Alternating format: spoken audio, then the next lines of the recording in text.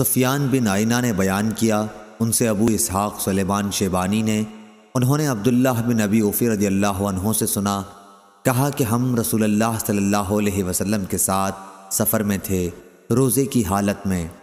حضرت صلی اللہ علیہ وسلم نے ایک صاحب بلال سے فرمایا کہ اتر کر میرے لیے ستو گھول لے۔ انہوں نے عرض کی، یا رسول اللہ صلی اللہ علیہ وسلم، ابھی تو سورج باقی ہے۔ آپ صلی اللہ علیہ وسلم نے پھر فرمایا کہ اتر کر ستو گھول لے۔ اب کی مرتبہ بھی انہوں نے وہی عرض کی، یا رسول اللہ صلی اللہ علیہ وسلم، ابھی سورج باقی ہے۔ لیکن آپ صلی اللہ علیہ وسلم کا حکم اب بھی یہی تھا کہ اتر کر میرے لیے ستو گھول لے۔